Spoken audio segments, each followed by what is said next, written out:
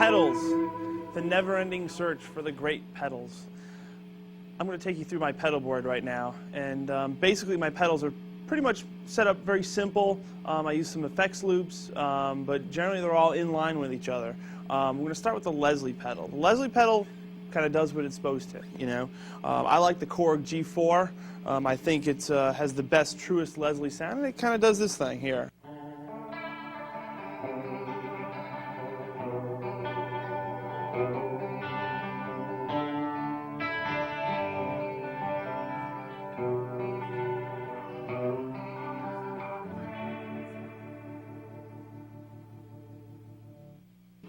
Leslie pedal works great. They don't make them anymore. They should.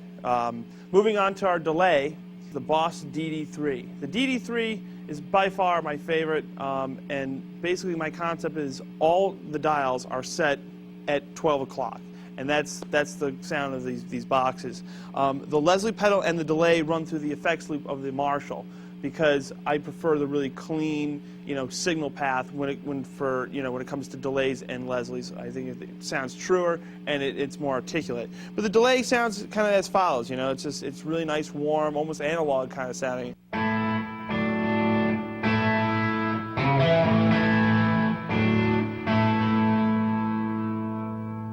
And the time that I have it set is kind of just a general time. It's not too long, it's not too short. It just kind of works for everything that I'm doing. The next pedal we're going to talk about is the Carl Martin Hot Drive and Boost. It's one of my favorite boosts. The boost, to me, is better than just a simple overdrive, because it just takes the sound that you have already and just boosts the gain a little bit. So I use it for kind of soloing stuff. We'll hit this amp and I just kind of hit the boost side of it, and it just kind of does its thing.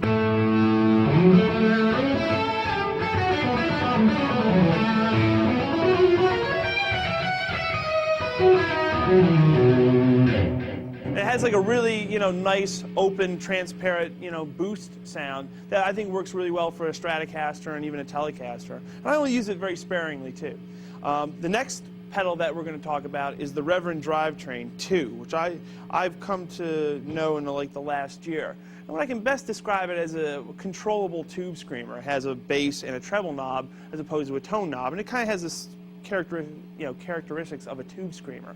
It kind of sounds like this. It works great with Fender amps.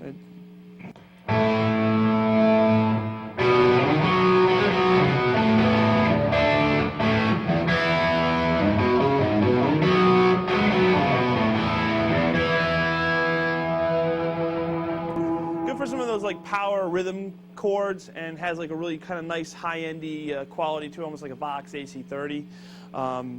Really good pedal. The next pedal we're going to talk about is the Prescription Electronics Vibe Unit. It's basically what it is. It's a Univibe copy, and it works well. I combine it a lot with the Octavia, which I'll show you in a second, but this kind of does that Robin Trower, Hendrixy thing.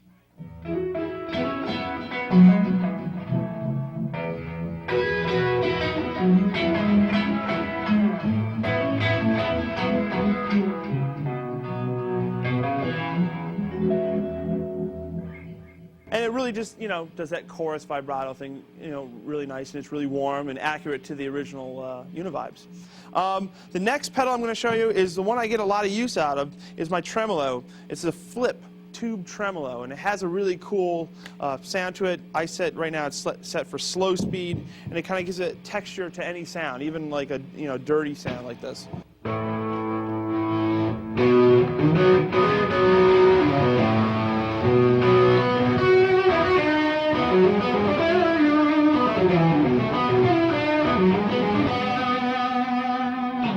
I think it just adds a little bit of texture and a little bit of soul, as I like to say, to the sound. Also, I'm actually going to go down and change the settings here. It also does this thing really good.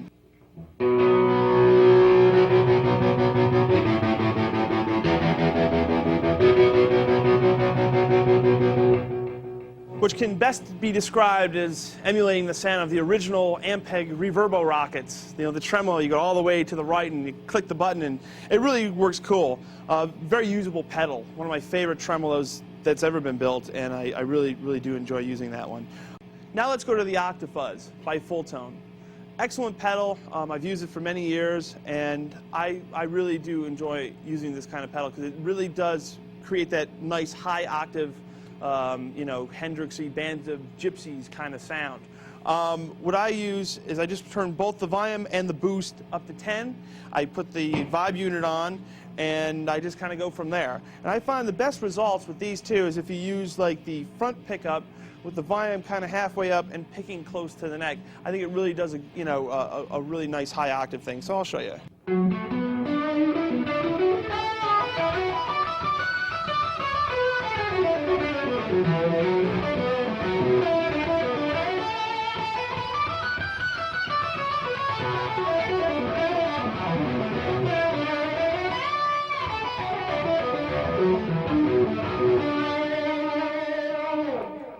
Like I said, instant Band of Gypsies, Jimi Hendrix. On to the next, the TC chorus pedal. I think everybody has a TC chorus pedal. I love them, and I'll tell you exactly why. The reason why these pedals work great for me is because I don't like a lot of chorus. I just like a subtle chorus, and it just kind of boosts the bottom end, and it kind of tightens everything up. The TC does that, and it's very subtle, but you really hear the difference if you're not using it. So I've been using that for a long time, and it never comes out of my pedal board. Now we have just a stock Vox V846 wah-wah pedal. I prefer the non-true bypass. I prefer the old style switches. I like the little bit of high-end, you know, loss that having the old style switch gives you. So I'll demonstrate this a little bit. There's a few wah techniques too we can talk about.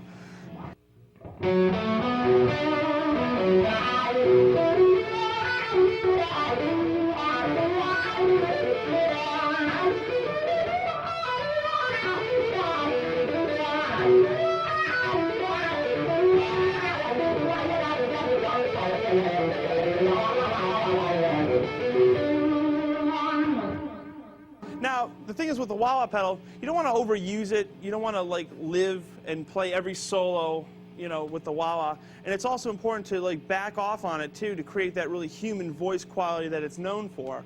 You don't want to like be all high-end or all low-end. You want to kind of be somewhere in the middle and just kind of work from there. Really cool pedal, sounds good, just a standard wah-wah pedal, you know, nothing special, but it does the job and everybody's got one. Now, we're going to skip over the amp switcher for now, but we're going to go to the line 6. The line 6 is basically I use for that swell kind of string effect. It kind of goes like this.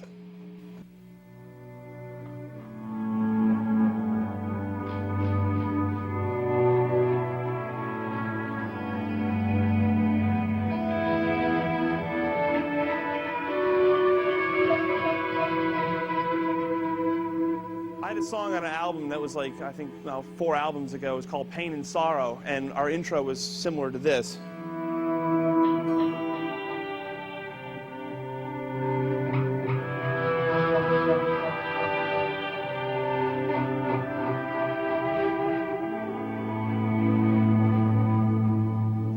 It just creates a very interesting, almost kind of a string-like effect. And I love that box, and it's really kind of you have to really be careful how you set it because, you know, a little bit to the left or the right on the feedback, you kind of lose that effect. But that's pretty much my pedal board. Like I said, a couple of things are through an effects loop. Most of them are just inline. Some of them have true bypass switches, some of them don't. I like the ones that have true bypass switches, especially on the front end, you know, by the amps, because it generally you get exactly what the amp is giving you, and you know, no coloration. Like I said, except for the wah-wah pedal, which I do like the high-end loss that it gives you.